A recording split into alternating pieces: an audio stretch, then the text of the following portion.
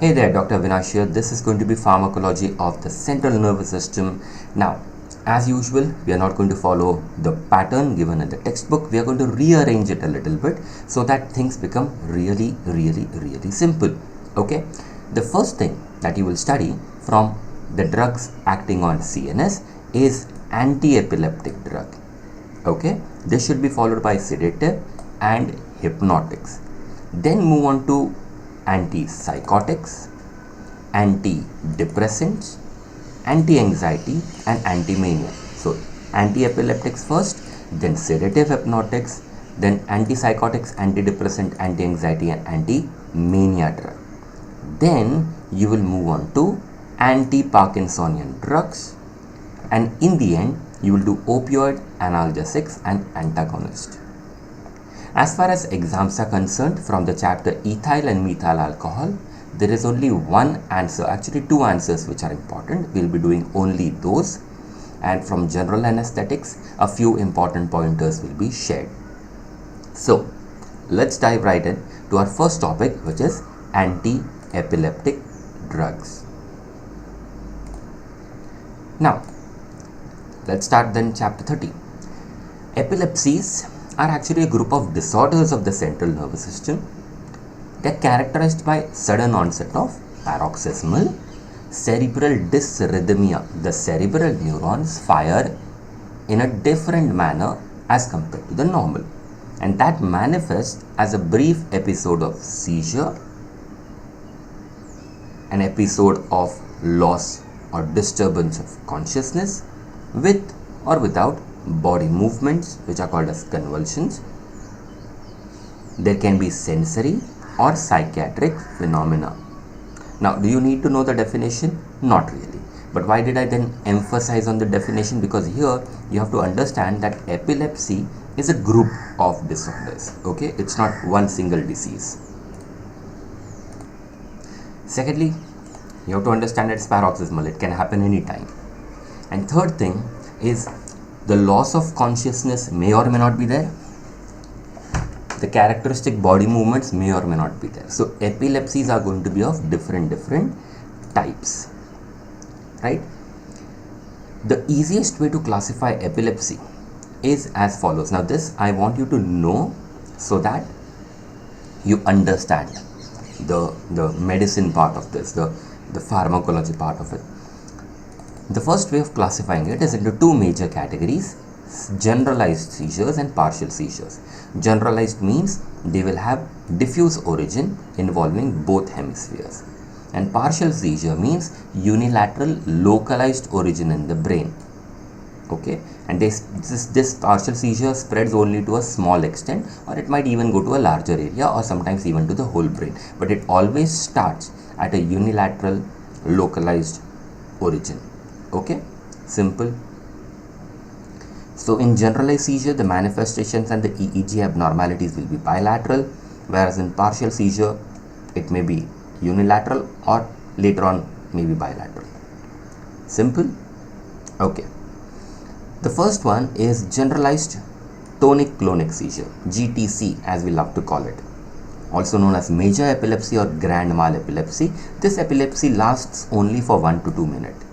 It starts off with an aura. Aura is this sensation a person has that he is about to get an epilepsy. He might hear something, feel something in his own body, see flashes of light, something like that. This is a very subjective phenomenon, aura. Then there is a cry. This is called as an ictal, I-C-T-A-L, ictal cry. Ictal cry is because all the muscles of the body are contracting. Okay, and as a result, even the vocal cords contract, and as the respiratory muscles contract, air is pushed out against the closed glottis. The vocal cords have closed the glottis, and that creates a characteristic sound. This is called as ictal cry. The patient is not really crying. This is like an ictal cry, a medical term. The patient becomes unconscious and falls down, and then the entire body goes into a spasm. This is called as tonic spasm, and then there are jerking movements called as clonic jerks. This is followed by prolonged sleep, and all the CNS functions are depressed. The second variety is absent seizure. also known as minor epilepsy or petit mal epilepsy. This is prevalent more often in children, lasts around half a minute or so. There is no or very little time sensory loss, no fall, no jerky movement. The patient just freezes and then stares in one direction. No muscle movement happen, no jerking movements, no blinking of the eye. If you check the ECG of this patient at this point of time, you get a characteristic 3 cycle per second spike and wave pattern. This is the EEG finding. Okay, and this happens multiple number of times, and the seizures may remit spontaneously as the child becomes an adolescent. May remit spontaneously. The third category is atonic seizure. You can think of it as the exact opposite of grand mal. It's akinetic. There is brief loss of consciousness, but instead of contraction, there is relaxation of all muscles of the body because of inhibitory discharge. Here the patient falls. Then we have myoclonic seizure. You and I have experienced myoclonic jerks. This is the jerk that we get when we are just about to fall asleep or just about to wake up. You might have experienced this. If you remember, you're lying on your bed, going off to sleep, and suddenly you get this feeling that you're falling down, and suddenly your body gives a jerkiness. This is the myoclonic jerk. Now when that happens when you're about to fall asleep or about to wake up, that is absolutely normal. But a shock-like momentary contraction of muscles of a limb or of the whole body when the person is absolutely awake is myoclonic seizure. This jerking may accompany other types of seizures also. Okay, and lastly there is infantile spasms, also called as hips arrhythmia. This, God knows whether it is epilepsy or not. This is probably not an epilepsy. This is seen in infants. It's like intermittent muscle spasms, and slowly and gradually their mental functions deteriorate. Okay, in between the seizures, the EEG has some diffuse changes. So that is generalized seizure. 5 different types. At least 4 different we definitely know. The infantile spasm is kind of debatable. Partial seizures, as I said, start unilaterally. They may then spread to a small area, large area, maybe to the entire brain. Okay, but you can actually find that focal origin. You can find it clinically or on an EEG. So in generalized seizure, the patient, the person who comes with the patient says his entire body started contracting. Here the patient relative, whoever is bringing the patient, might actually be like, only his hand was contracting, only his face was doing jerky movements, only his limb. So you get a focal region clinically and on EEG. The first one is simple partial seizure.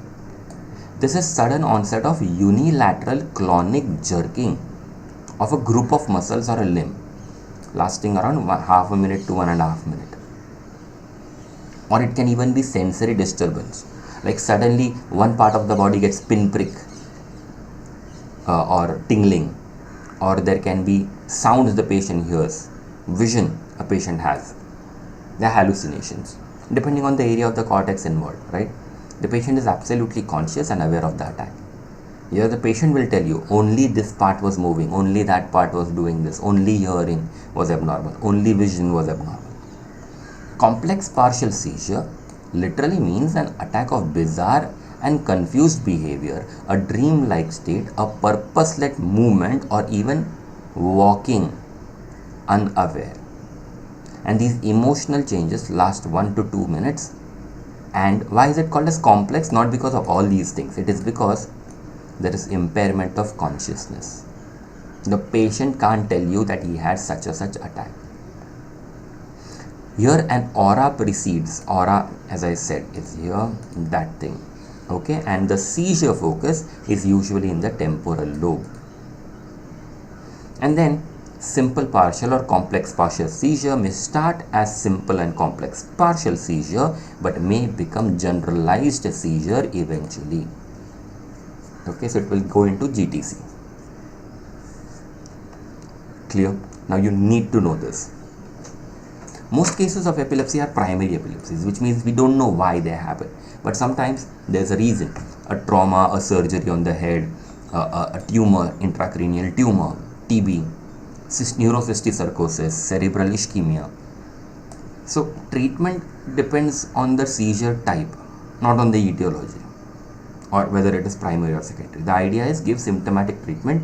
Don't allow the neuronal circuits to form. Okay.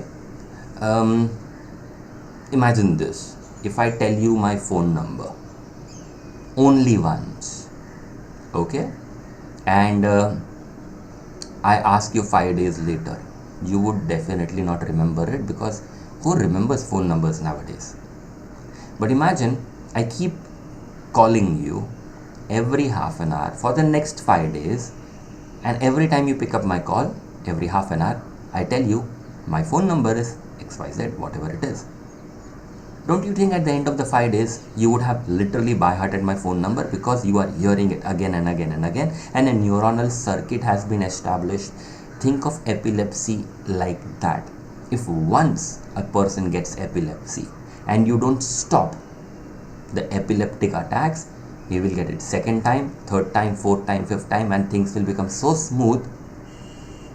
In my example, if I ask you my phone number on 5th day, you will be definitely able to recall my phone number. On 3rd day, mostly you will be. On end of 1st day, probably you might. Right? Epilepsy, same thing will happen. After one epilepsy, the chances of second epilepsy have increased. By second epilepsy, the chances of third are even more better, because the neuronal circuitry is being set up. Your job is to stop that circuitry from happening. Don't allow neurons to fire in an abnormal, excessive manner. Now, for this, we have done some experimental models. Okay?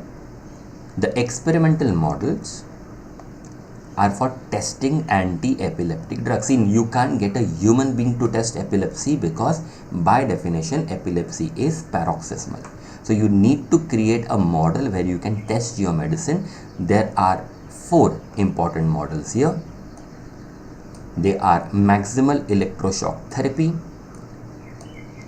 PTZ clonic seizure or pentylene, tetrazole, clonic seizures, chronic focal seizures, and Kindle seizure. For maximal electroshock seizure, this is what they do. They apply high intensity shocks to the head of a rodent and keep on giving it again and again and again. The first time this happens, there is tonic flexion, tonic extension, clonic convulsion. So it's like generalized tonic-clonic. You keep on doing it again and again, the rodent will get epilepsy. Now, if you can make a medicine that blocks MCQ, the tonic phase, the extensor phase, then that drug will be effective in GTCS and complex partial seizure. Getting it? Any drug that works on the tonic phase, the extension phase, will be effective by the drug that would be equally effective in GTC, generalized tonic-clonic seizure, and complex partial seizures. As far as PTZ is concerned, what they do is they inject PTZ in rat or mice and get clonic convulsions.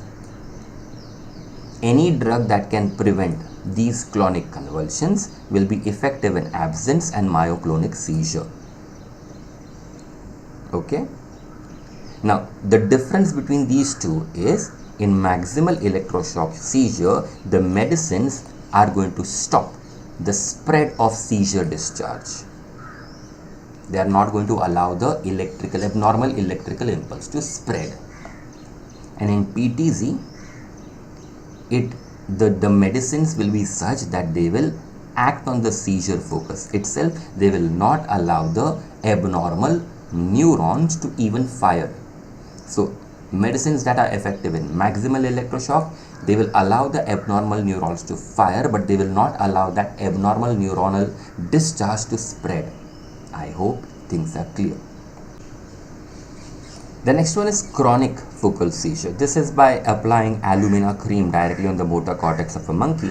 And the last one we have is Kindle seizure. where brief bursts of weak electrical activities, impulses are applied to the amygdala intermittently over multiple days. Now, when you give these impulses, the neurons generate what is called as after discharge. After discharge are the depolarizations that happen even after you stop the electrical impulses. These after discharges slowly and gradually increase, and a tonic-clonic seizure is produced after around 10 to 15 such shocks. Slowly and gradually, spontaneous seizure sets in. Usually more than 100 shocks are required for spontaneous seizure activity. Clear? So this model tells us that yes, the more you revise a seizure, the more firmly it will be fit in the brain. So this indicates the seizure have a self-perpetuating, they start and maintain themselves and they reinforce themselves. More neuronal circuits are facilitated and recruited in the seizure process. Okay, so probably this is how the model explains the complex partial seizures and GTCs. Easy. Now, this is where your real answers start. Till now we were just understanding what is epilepsy. This will help you even in medicine. So it was worth the time investing. Please have a look at all anti-epileptic drugs. The drugs marked here are very important. Phenytoin, carbamazepine, ethosuximide, valproic acid and gabapentin. These are more important questions. Other drugs can be safely ignored for the time being. I also recommend doing diazepam in detail, but benzodiazepines and barbiturates we will be doing in some other chapter. So we are going to have a look at 4 main drugs: phenytoin, carbamazepine, ethosuximide, valproate and gabapentin from this chapter, and then if time permits you can go through all the other medications. Let me give you the mechanism of action of all of them. Remember the fact that we spoke about waves of electrical activity spreading, right? Epilepsy is basically abnormal excessive discharge by the brain. Now, why does the brain discharge electrical impulse? Because the cells are undergoing action potentials. What exactly is action potential? Influx of sodium, right? That's how it starts, influx of sodium. Next, that is depolarization. Efflux of potassium, that is repolarization, and the sodium potassium pump kind of balances it out. Right? I hope you got it. Depolarization would be influx of sodium. Repolarization would be efflux of potassium, and then the sodium potassium ATPase pump restores the membrane polarity. The interior of the cell has to be negative, the exterior has to be positive. What if you don't want the neuron to get excited? Well, if you don't want the neuron to get excited, don't allow positive ions to come inside the neurons. So depolarization will not happen, or you put more negativity inside the neuron so that the interior becomes so negative that to make it positive is an extra effort. I hope I'm making myself clear. If you don't want abnormal excessive electrical discharge, first, don't allow depolarization, so don't allow positive ions to come inside, and second, put so much negative ions inside the neuron that they cannot become depolarized. You hyperpolarize them is what I'm trying to tell you. So what are the different positive ions that when they come inside the neuron cause depolarization? Well, there are 2 such ions that we have. The first is sodium. You can see the sodium here. This sodium, when it comes in, it causes depolarization and firing of neurons. If you don't want the neurons to fire, you will try to shut down this channel. Now, if you shut down the channel, then the neuron will not work only. Getting it? You want to slow down the opening of this channel, not shut down. Why? Why not shut down? Simple. Because if you shut down, the brain will not work at all. We want the brain of the child to function, the brain of the adult to function. We just don't want epilepsy, so you slow it down. So you have to prolong the inactivated state of sodium channel. Let the sodium channel be, if it opens, let it be closed for slightly longer period of time. So what will happen? Less sodium will come in. I hope I'm making sense. Imagine a sodium channel can open 20 times in 1 minute. Potential for sodium coming in is 20 times, right? But if I somehow make a medicine that prolongs the inactivated stage, it will remain active for the same number of microseconds, but it will remain inactive for a longer amount of time. Don't you think instead of opening, let's say 12 times in a minute, it will open 20 times in a minute, it will open 15 times or 12 times. Getting the idea? You reduce the number of times it opens per minute, you will have reduced the amount of sodium coming in. This is what phenytoin, carbamazepine, valproate, lamotrigine, topiramate, zonisamide and lacosamide do. Easy? What is the other positive ion when it comes inside can cause depolarization? Well, this happens mostly in the thalamus, where calcium plays a very important role in depolarization. So you inhibit this special current that happens in the thalamus. This special current is called as transient current, and hence the calcium channel here is called as T-type calcium channel, and this current is T-type calcium current. Inhibit that. If positive calcium does not come inside, depolarization will not happen, and as a result we will have no epileptic activity. Here ethosuximide, valproate and zonisamide work. What the heck? Zonisamide here also, zonisamide here also, valproate here also, valproate here also. Yeah, valproate and zonisamide have two different ways of working. So they will work here also, on sodium also and on calcium also. Getting the idea, right? Great. The third way is to dump more and more of negative ions inside the neurons. The more negativity is there inside the neurons, the more difficult it is for the neurons to fire, right? This is done by GABA. You mediate the chloride channel opening. The medicine will either work like GABA or will allow GABA to work better. Here we facilitate GABA, which means allow GABA to come. But now the GABA will do 10x the work. Our medicines will make it possible for the GABA action to be facilitated. So more negative chloride ion goes inside the cell. The neuron become hyperpolarized. If the interior of the cell has become hyperpolarized, it has become more negative, it will be much more difficult to make it undergo depolarization. Easy. Medicines such as barbiturates, benzodiazepines, vigabatrin, valproate, gabapentin and tiagabine work like this. Holy crap. We also have valproate here, here and here. Valproate works by all three mechanisms I have explained till now. Simple, easy, nice. Well, there's one more method.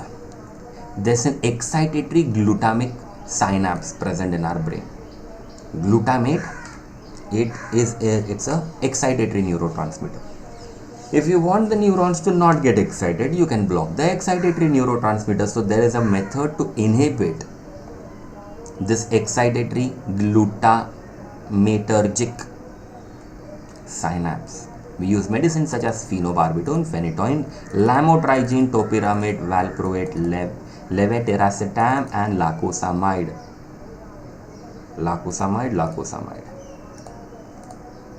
Valproate,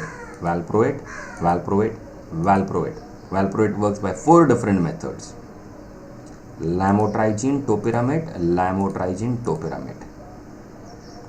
2 methods. phenytoin, phenytoin. Two different methods. See, if you do this, why would you require a study of mechanism of action in every single drug? You don't. You just have to remember this. Easy. I hope so. So let's talk about the first drug from this chapter. It's phenytoin. This was synthesized as a barbiturate analog, but it had zero sedative property, like a hopeless sedative property. So it was kind of removed from the market. But then it was tested for its anticonvulsant activity in 1938 on this model, the maximum electroshock model, and it was a hit. It was successful. It was a major antiepileptic drug up till a few years back. It's not a global CNS depressant. Only mild sedation occurs. Remember, this history is important. The reason why I spoke about this history is it was shelved because it was poorly sedative. It means it does not work on all the neurons equally. It only acts on the tonic phase of maximal electroshock seizure. No effect on or prolongation of clonic phase. Remember here, the drugs have to work on the tonic phase, not on the clonic phase. So it works on the tonic phase, not on the clonic phase, not on the any other aspect. And as a result, see, action on spread of seizure discharge, limits the spread of seizure activity. See, that's the reason why basics is so important. As far as PTZ is concerned, no action. The mechanism of action is, this is so simple. It prevents repetitive detonation. You can imagine epilepsy like a bomb bursting, like sudden onset. So it stops that repetitive bursting. This is achieved by, look at this diagram and then have a look at it, prolonging the inactivity state of the voltage sensitive sodium channel. The refractory period of the neuron increases, so high frequency discharges are inhibited, the normal low frequency discharges are not inhibited, which means the brain will continue to work at a normal level. But if it gets overactive, like what happens in case of epilepsy, then only the sodium channel inhibition will become significant. Okay, this has been noted at the therapeutic concentration of phenytoin. Second thing, it depresses presynaptic release of glutamate, which was an excitatory neurotransmitter. It does not allow glutamate to come out only. Amazing, right? So glutamate is blocked, facilitates GABA. So what happens? Chloride comes in, hyperpolarization, and reduces calcium influx. But these three actions, they require higher concentration. So we don't know whether this really works or not, but first one definitely works. Okay, and as a result, the intracellular accumulation, see, channel has slowed down. It is prolonging the inactivated state. If sodium does not come in as much as it used to come in epilepsy, then the intracellular accumulation of sodium also decreases, right? Does it work on resting membrane potential? Heck no. No. It is only going to work when this channel becomes overactive. Phenytoin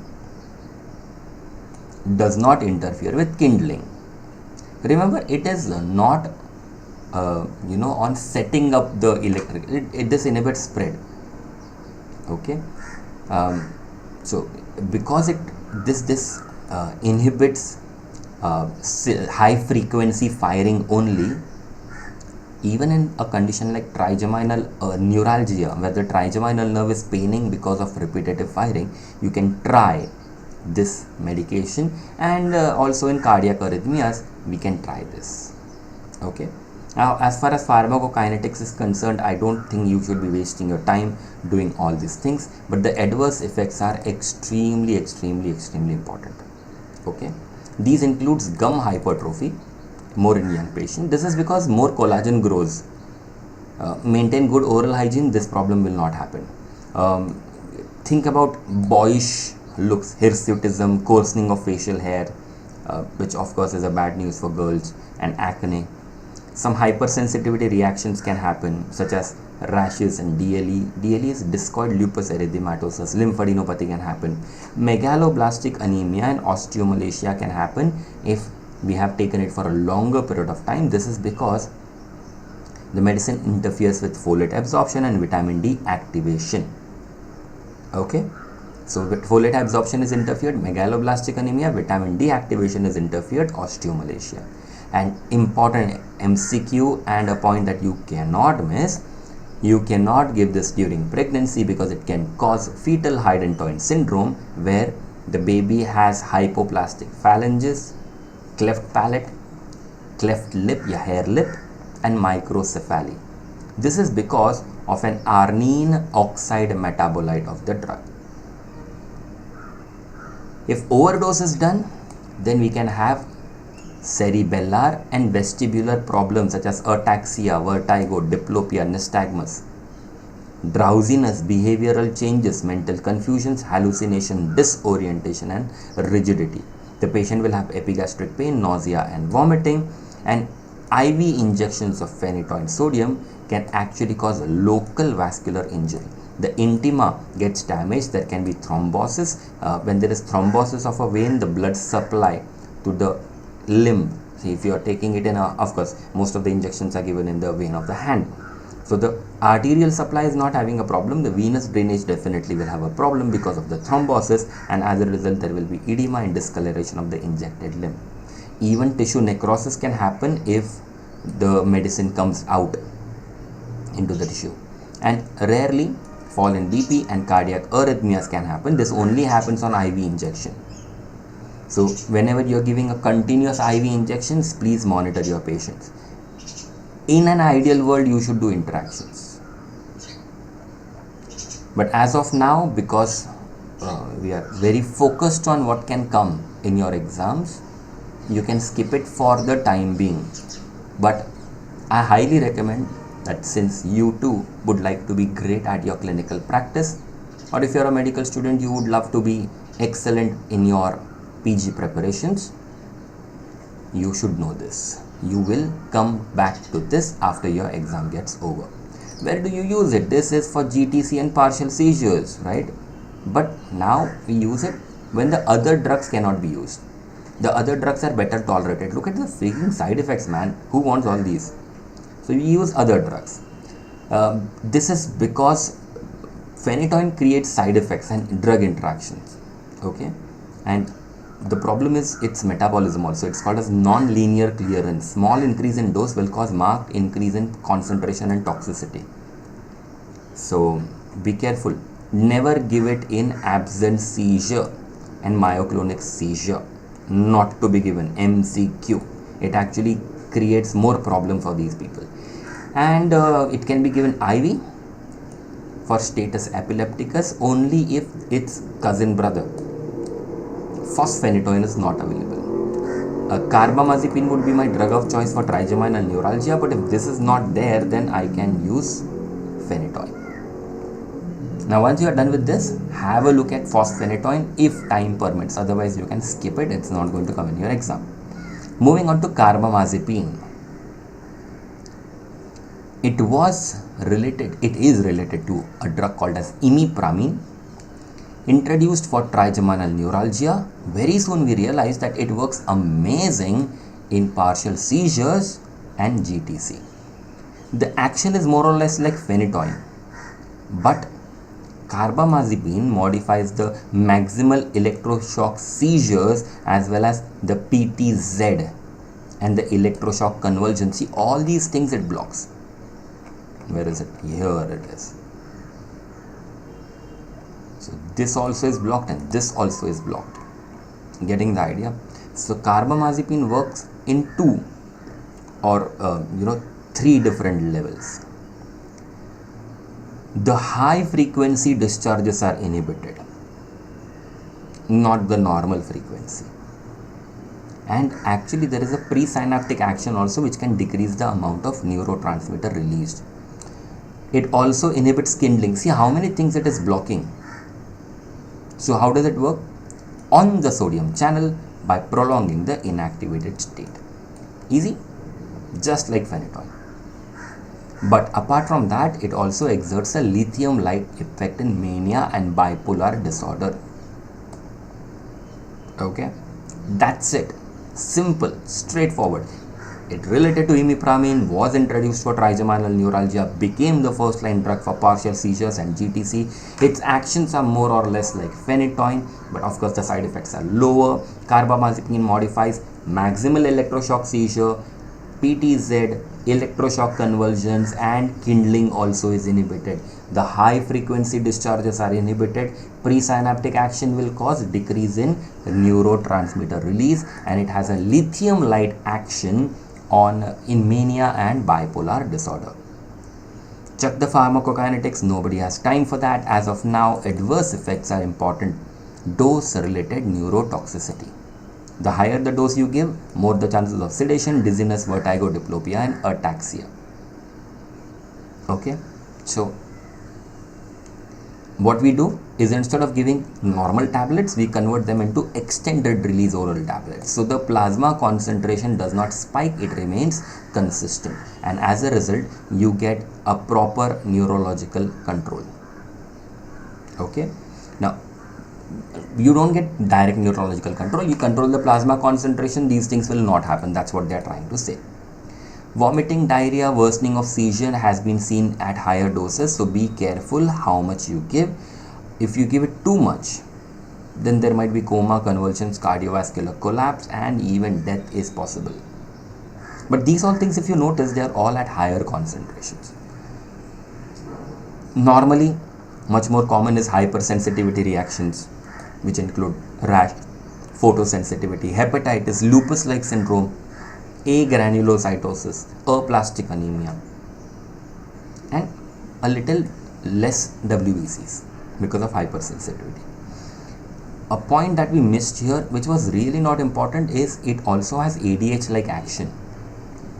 Actually, it enhances the action of ADH on the renal tubules. It does not work like ADH, but it enhances the action of ADH, because of which water retention and hyponatremia can occur, especially in the elderly. Okay, and yes, this is not a good idea in pregnancy. It is teratogenic, and don't ever dare combine this with valproate. It doubles the teratogenic effect. As of now, you can skip interactions also, but as I said, if you want a fantastic clinical practice and you want great marks in your entrance exams, do this later on. The uses is for drugs of chronic partial seizure, but even for GTCS and SPS, simple partial seizure, we can use it. Never to be used in myoclonic absence or atonic seizure. We love it in trigeminal and other neuralgias. Drug of choice, MCQ. These are attacks characterized by high intensity of electric shock like stabbing pain, which are set off by something as trivial as brushing the teeth, putting water on the face, something like that. Even a draft of air sometimes triggers severe pain. So you give this medicine, the adding effect. See, as the time passes, the pain will become more and more. This is called as temporal summation. The drug interferes with the temporal summation because it selectively acts on high frequency nerve impulses. It's not an analgesic, it's not a painkiller. Don't get this wrong message. It is only going to act in neuralgias, because in neuralgias there is hyper firing, high frequency nerve impulses, which is controlled. Other drugs we have tried: phenytoin, lamotrigine, baclofen, even gabapentin can be tried. Okay, so only for these neuralgias, not for diabetic pain, traumatic pain, neuropathic pain. No, where the nerve is damaged, that pain cannot be managed. Okay, only when the pain is because of overfiring, you can manage it by giving carbamazepine. Okay, it can even be used as an alternative to lithium, because here, right, simple, short, sweet answer. If you are done with carbamazepine, you can have a look at oxcarbazepine. In your vivas, they can ask you about it. Other drugs are not really important. Ethosuximide was once upon a time a frequently asked question, but now its importance has slowly and gradually declined. Let's talk about the next one, sodium valproate. This is a broad spectrum anticonvulsant. It has a branched chain aliphatic carboxylic acid. Branched chain aliphatic carboxylic acid. Valproate is more potent in blocking that PTZ seizure than the maximal electroshock. But phenytoin-like suppression of high frequency neuronal firing has been demonstrated at therapeutic concentration. Even that establishing that seizure foci and kindling, that is prevented. Okay. Surprisingly, even though it blocks all the 4 different types of models that we have, experimental models of seizure, it produces very little sedation or other CNS effects. So it's effective in partial seizures, GTC, and surprisingly amazing in absent seizure, myoclonic seizure, and atonic seizure. So this is like a multi-purpose drug. All the 4 actions that we spoke, valproate does that. You can go through this because it's kind of from the diagram itself. I don't want to waste your time, but you go through this please. Pharmacokinetics we are going to skip. Surprisingly, for a drug that has 4 different mechanisms of action, the toxicity is relatively low. Max to max most people get is anorexia, loose motions, vomiting, heartburn. Some get drowsiness, ataxia, and tremors at higher doses. Okay, but cognitive and behavioral effects are not prominent at all. Like nothing changes. Like the brain works properly. There are no behavioral problem. Some odd side effects do happen, like hair fall, that's alopecia, hair becoming curled, some people gain weight, and bleeding tendency might increase. Rash and thrombocytopenia are very infrequent. Many times people have taken this and a rise in serum transaminase level has been noted, which points to liver issues. So monitor the liver function and don't give it in pregnancy because it can cause spina bifida and neural tube defects. See, most of the drugs that I spoke about, they are very risky in pregnancy. So a female who has epilepsy and is on anti-epileptic medication should avoid getting pregnant because all the medicines, all the major ones definitely have teratogenic effect. Uses, well, it is a good drug for absent seizure, but it is also a great drug for partial seizures and GTCS. Great for myoclonic seizure. Okay, even useful in atonic seizure. The control is incomplete and hence my drug of choice for absent seizure, atonic seizure is going to be valproate. Apart from this mania and bipolar illness, it can be used as an alternative to lithium plus for panic attacks, and it can be used as prophylaxis in migraine. Interactions important for your clinicals plus your postgraduate entrance exams. Okay, this is it from this chapter. Please do this much. Oh no, we are going to do one more. We are going to do gabapentin. Okay, this is a lipophilic, lipid loving GABA derivative. It crosses the blood-brain barrier. See, lipophilic, anything that can be dissolved in lipid will cross the blood-brain barrier. It will enhance GABA release. It's not a GABA agonist. It is a GABA releaser. And it only allows GABA to do its job better. Simple. Easy. So, what experimental model does it attack? Maximal electroshock and PTZ. Okay. So gabapentin plus its newer brother pregabalin, they have specific analgesic effect in neuropathic pain. Okay, neuropathic pain was that diabetic pain and stuff like that. They have been found to modulate a special type of voltage sensitive calcium channel. So it is suggested that by decreasing the entry of calcium into presynaptic neuron, the release of glutamate is reduced. Glutamate is an excitatory neurotransmitter. If you decrease the excitatory neurotransmitter, the neuronal excitability decreases. Okay. Now, whether this calcium thing that I just spoke about, this calcium channel is a special channel, right? It's alpha 2 delta 1 channel. Is that responsible for anticonvulsant action or Is it the GABA one? We don't know. Or is it both? We don't know. But we know that these are the two ways by which it can work. It is an added drug. It's added to the first line drug. It will reduce seizure frequency in refractory partial seizure with or without generalization. Even monotherapy is good in partial seizure, but it's mostly an add-on drug. This is the first line drug for neuropathic pain due to diabetic neuropathy and post-herpetic neuralgia, after herpes neuralgia. Plus it has some prophylactic effect in migraine, and it can be an alternate for phobic state. Recap: first line drug for simple partial, complex partial seizure with or without generalization. They can be given as an add-on drug or just monotherapy. It is the first line drug for diabetic neuropathy induced neuralgic pain and post-herpetic neuralgia. It has prophylactic actions in migraine, and it is an alternative drug for phobic state. Simple. For writing this much, you are going to get full marks. Like, trust me, you write all the points that we have highlighted, you will get full marks. Please do it. Please do it. Okay. As a gut feeling that I have, zonisamide can be a new drug. It's a new drug kind of. It is potential question.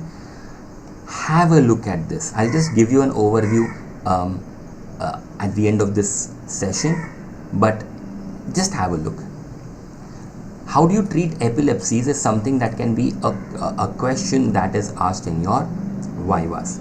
So some general principle I'm going to talk about so that it makes it easier for you. Select the drug correctly, select the dose correctly, okay, and each individual patient is unique. You have to change, okay.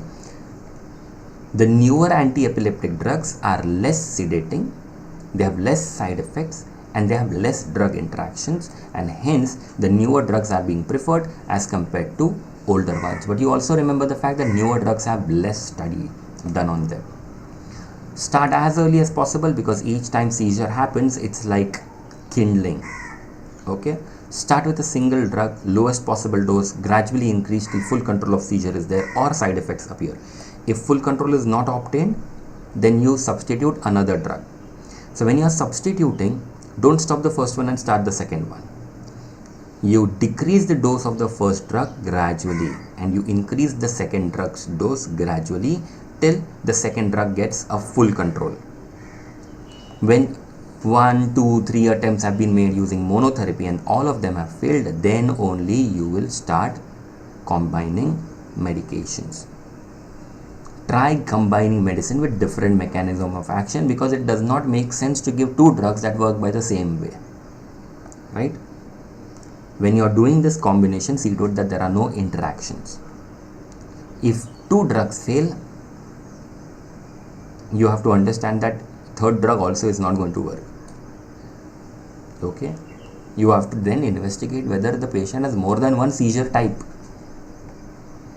A single tonic-clonic seizure in a subject with no other predisposing factor, like no head injury, no family history, no neurological abnormalities, no brain EEG abnormal, brain scan is normal, don't start anti-epileptic therapy. Just wait, okay.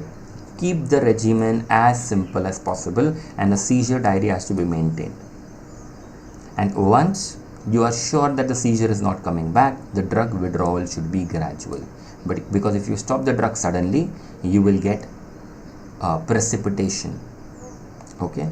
Sometimes you need lifelong therapy, sometimes at least 3 years after the last seizure, and then you can try to stop the medicines. Like, imagine a childhood epilepsy, no family history, no the epilepsy was GTC, a recent onset, like it was like 3 days back my child had a seizure, medicine was started.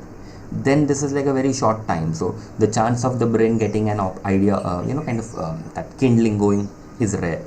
And absence of any cerebral disorder and normal interseizure EEG means there is a good scope for you to try and reduce the medicine, okay.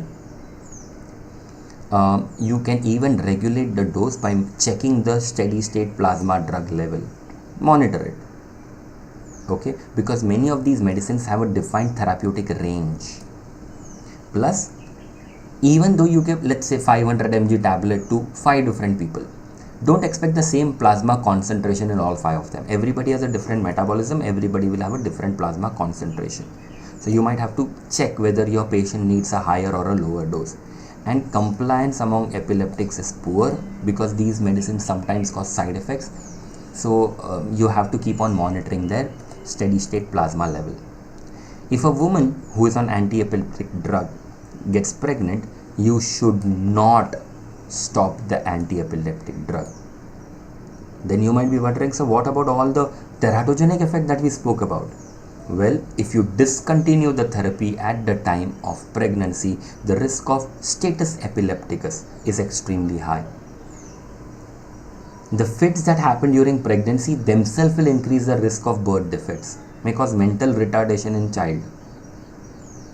Okay, so even if you are attempting to reduce the dose, be very, very careful. The idea is substitute valproate by any other drug and give prophylactic folate and vitamin K in the last month of pregnancy, especially anti-epileptic drugs. Woman who's taking anti-epileptic drugs, remember we spoke about how the neural tube defects may be there, bleeding disorders. Try doing this prophylactically. Okay, 1 episode, no treatment. Okay, during the attack of GTC, prevent injury, prevent fall, prevent tongue biting. The patient should be in a prone position or a lateral position. Okay, not supine, because in supine position the patient will aspirate. Turn the head away, keep the airway patent. The attack will pass off within 2 to 3 minutes. Patient might be absolutely sleepy for the next 2-3 hours, 4 hours. So he or she is not going to recover. He is not going to be roadworthy, means he or she is not going to be able to walk away so fast. 2 more potential answers. One definitely going to come in your exam, other may come in your exam. Status epilepticus is what I want to do first. If a seizure activity occurs for more than 30 minutes or 2 or more seizures occur without recovery of consciousness in between them, it's called a status epilepticus. This is an emergency because every time the patient has fits, he is not able to breathe also. See, all muscles are undergoing contractions, right? So this means the patient will not be able to have his respiratory movements proper. To prevent brain death, brain damage, death, you have to act fast. The idea is to keep a patent airway. Okay, once you secure airway, give 20 to 50 ml of 50% dextrose IV to correct any hypoglycemia. Many times it's the low blood sugar which is causing fits. Then you add lorazepam 4 mg IV at rate of 2 mg per minute. Repeat once after 10 minutes if required. This is the first choice drug now. 75 to 90% cases will have fantastic recovery. And the good news is action lasts for 6 to 12 hours. Diazepam was much more shorter acting. Okay. But again, thrombophlebitis is kind of the problem. If this does not work, then diazepam 10 mg injected IV at the rate of 2 mg per minute. Repeat once after 10 minutes if required. Standard therapy till now, before it was replaced by lorazepam. Its effect starts to fade away after 20 minutes. So you might have to give supplemental doses. That's the reason why diazepam was replaced by lorazepam. And it's more damaging to the injected vein.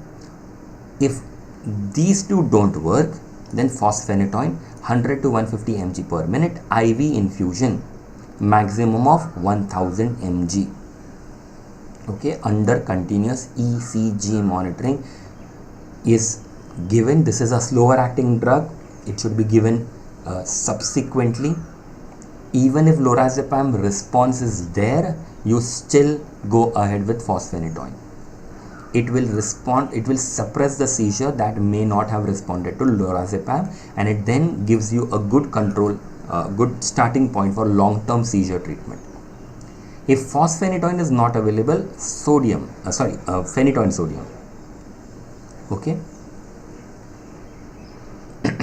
Use this at the rate of 25 to 50 mg per minute. This causes much more marked local vascular complication, and hence this is not going to be my first choice. Okay, if fosphenytoin is not there, phenytoin is not there, phenobarbital 50 to 100 mg per minute IV to a maximum of 10 mg per kg is another slower acting drug which can be used as an alternative for fosphenytoin, or when fosphenytoin did not give you the required control. Okay, this maintains seizure free state over short term period before you start the oral therapy. In cases that do not even respond to lorazepam and fosphenytoin, so you have exhausted everything, you gave lorazepam, then you added fosphenytoin. Remember, if lorazepam is not there, then you give diazepam. If fosphenytoin is not there, then you give phenytoin sodium or phenobarbital. Okay, you don't have to give all these medicines. It's kind of a flow chart. Give lorazepam, move on to fosphenytoin. Everything works great, fantastic. Start oral anti-epileptics. If lorazepam is not available, move on to diazepam. After diazepam, what will you give? Fosphenytoin. Fosphenytoin is not there. After diazepam, give phenytoin sodium. If that is not there, after diazepam, you will then give phenobarbital. That's how things are.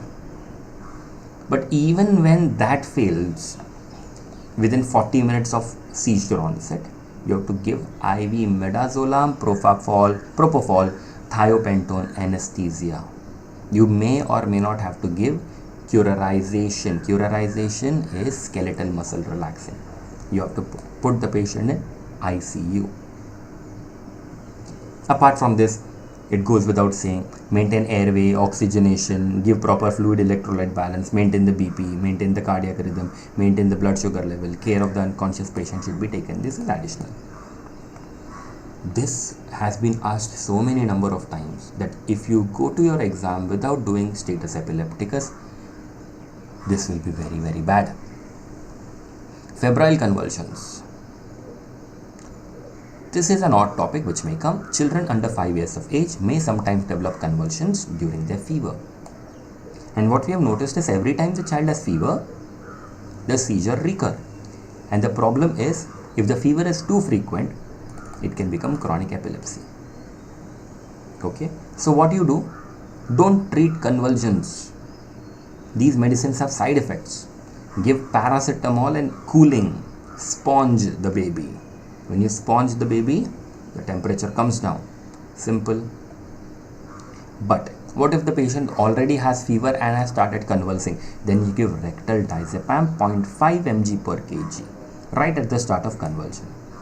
Well, even IV preparation can be used if rectal formulation is not available. But rectal solution and tube is available in some countries. Okay, not in India as of now.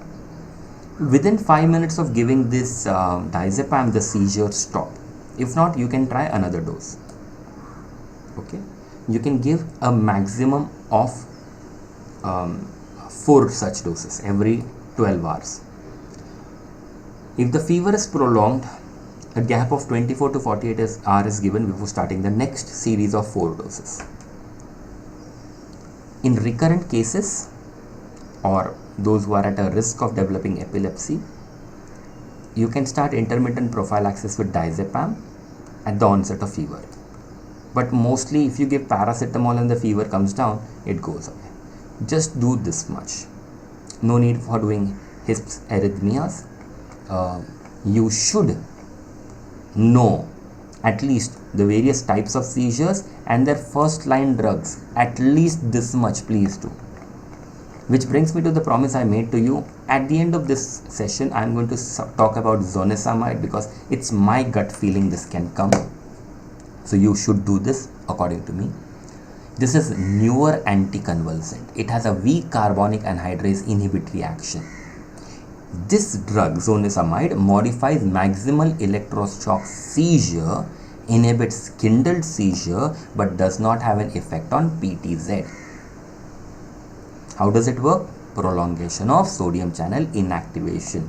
So repetitive neuronal firing is suppressed, but it does not suppress the normal action. It has also been known to suppress the T-type calcium currents in certain neurons. The reason why we love this drug is because it's well absorbed orally, excreted unchanged in urine, with a half-life of more than 60 hours. A little bit will be conjugated and oxidized. Okay. This is both a monotherapy as well as an add-on drug in refractory partial seizures with or without generalization, and it has even been tried in absent seizure. The only side effects, if you notice here, are somnolence, that's extra sleepiness, a little dizziness. People complain of headache, irritability, and anorexia. Rarely metabolic acidosis and renal stones have occurred, and avoid them in patients who are sensitive to sulfonamides. There is no drug interaction, and hence this is a potential question. Now, as an additional drug that you should do, and let me know if you have a doubt in that, is levetiracetam. Rare to come in your exam, but if it comes, trust me, not everybody would have studied it. I want you to be among those rare people who has done it properly so that you can score amazing marks in the upcoming exam. I hope you have understood this chapter. In the next chapter, we will move on to the drugs belonging to sedative hypnotic category.